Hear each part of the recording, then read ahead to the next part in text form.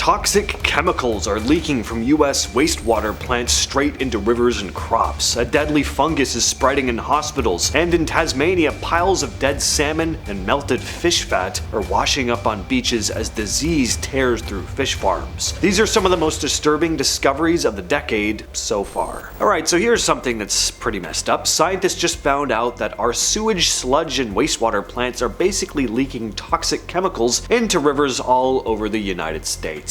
I mean, go figure, but it's an official report. They're nicknamed forever chemicals because once they're in the environment or your body, they're not going anywhere. These things are linked to cancer, liver and kidney problems, birth defects, all sorts of bad stuff. And it's not just trace amounts. A new nationwide study looked at rivers next to 32 sewage-related sites, stuff like wastewater treatment plants and farmlands, where that sludge gets dumped as fertilizer. Out of all of them, only one didn't have disturbing levels of forever chemicals in the water downstream. In 95% of the cases, levels were higher after the water passed by the site. That's a pretty clear uh-oh. Even worse, some of these clean wastewater plants are just pumping the chemicals right back into rivers. Detroit's Rouge River, for example, had levels jump 146%, and Dragoon Creek in Washington State saw an insane 5,100% increase. And yes, this stuff is getting into our crops and drinking water as well.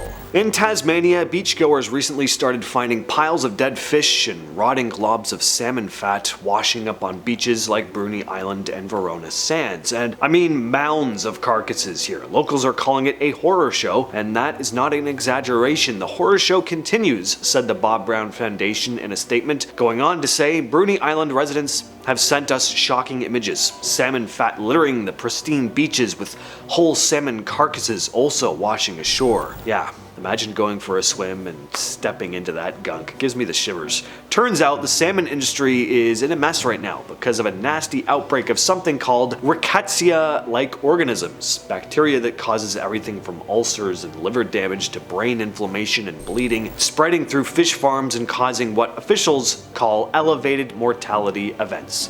So, translation, tons of salmon are dying off. Environmentalists are pretty furious. This is evidence of an industry completely out of control, said marine campaigner Alistair Allen. All these factory farms do is cause pollution, suffering, and death on Tasmania's unique waterways. End quote. The salmon companies agree that this is bad, but they also say they're not trying to cover anything up. As Salmon Tasmania CEO Luke Martin put it, these images do not show anything the industry has not already been very upfront and open about. So here's something most people still aren't talking about, but probably should be. A super fungus called Candida auris is quietly becoming a nightmare in hospitals. It's not just hard to treat, it's resistant to multiple treatments, which basically means once it gets in your system, there's not much doctors can do. What's even creepier is that experts think climate change helped it evolve to handle heat, specifically human body heat. Most fungi can't survive inside us because it's too warm, but Candida auris adapted somehow.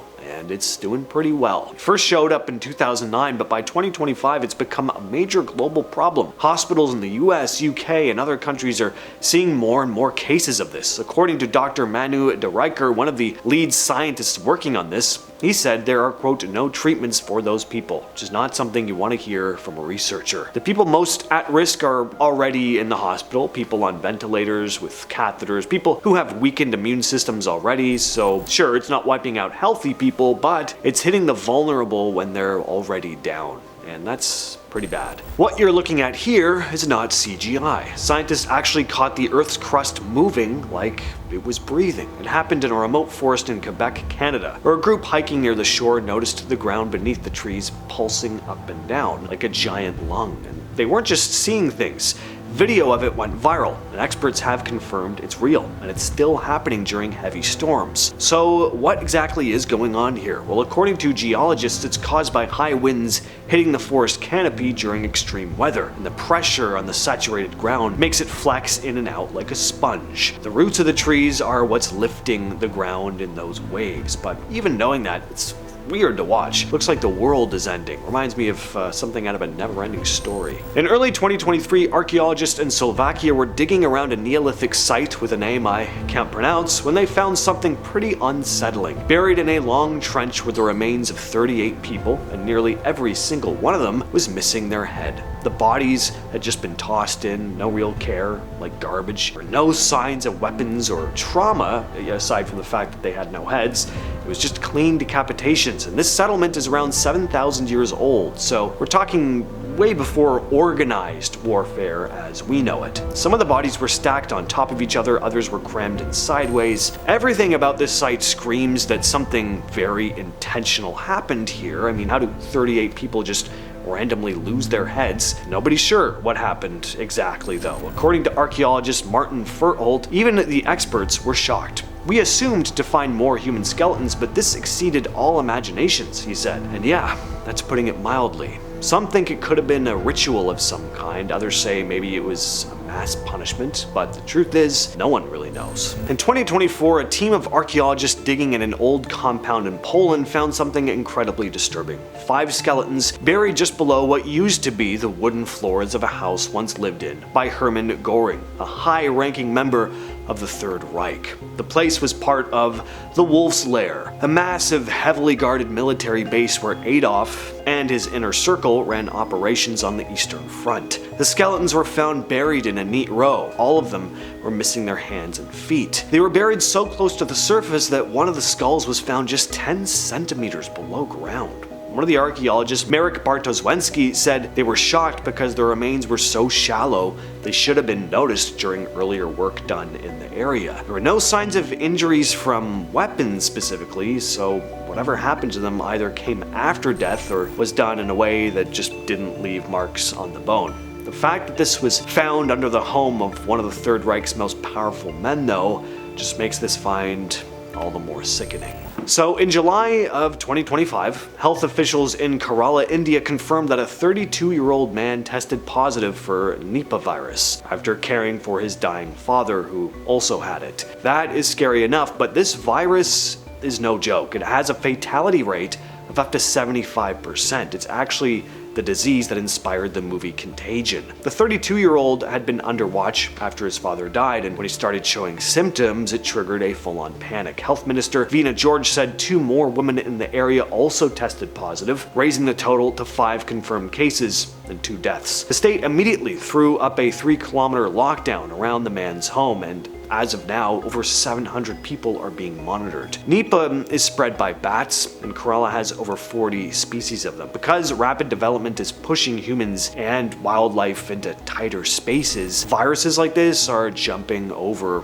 more often. What makes this virus even more terrifying is that it can cause brain swelling, seizures, and in some cases coma within 48 hours. And if you do survive, 1 in 5 people end up with long-term brain issues like personality changes, epilepsy. As Dr. Rebecca Dutch put it, there's no apparent treatment, no vaccine. Nipah is absolutely one of the viruses that could start a new pandemic. Next up, we have odd radio circles. Astronomers started spotting these weird things in space around 2020. Giant, faint rings floating out in the cosmos that nobody had ever seen before. They're called odd radio circles, or ORCs for short. And here's the really creepy part. They only show up when you're looking at radio waves. If you look in normal light, X-rays, or infrared, you get nothing. These rings are massive though, millions of light years across, way bigger than entire galaxies. And no one really knows what they are. They're not stars, they're not galaxies, not black holes. One theory is they could be huge shock waves left behind by cosmic explosions or mergings between supermassive black holes, but again, that's just a guess. First one was discovered by a scientist named Anna Kapinska in 2019 while going through data from the ASCAP radio telescope in Australia. At first the team thought it might just be a glitch, but then more started popping up and they realized, nope, this is something real. Professor Ray Norris, part of the team, said it best. "We know what they look like, but we don't know what they are, how big they are, or what's causing them. So basically, they found glowing rings in space that don't behave like anything we've ever seen before, and they have no clue how they got there. That's where we're at. So we've all heard about plastic pollution, bottles, bags, straws floating around in the ocean, but that's just the stuff we can see. In 2025, scientists revealed something way worse. They found that the North Atlantic Ocean is absolutely loaded with nanoplastics. Tiny plastic particles so small you need special gear just to detect them. These are pieces smaller than a micrometer, invisible to the human eye. This stuff isn't just floating around in water bottles or clinging to trash patches, it's suspended in the ocean itself, mixing into the food chain and maybe even into our bodies. One of the researchers, Professor Helge Nyman, put it bluntly: the North Atlantic is more yellow than blue when it comes to nanoplastics. Yellow, yes, as in there's more of this plastic dust than actual ocean color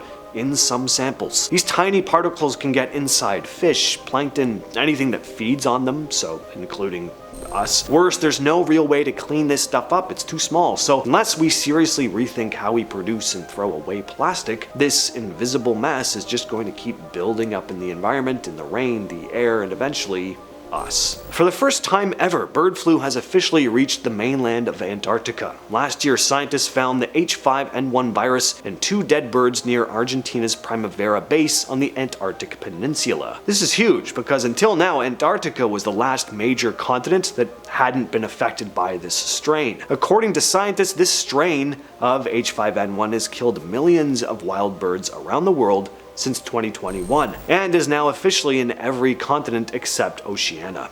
And it's not just birds, the virus has also jumped to mammals like elephant seals, fur seals, and a polar bear also was confirmed dead last year too. Antonio Alcami, a researcher from Spain's National Research Council, said the problem is how long is it going to take before it transmits to other species like penguins. We need to monitor that. I think it probably will transmit to penguins. If that happens, experts warn it could signal one of the largest ecological disasters of modern times. Hooray. With all that said, I've been your host, James. I'll catch you, yes you specifically, in the next video.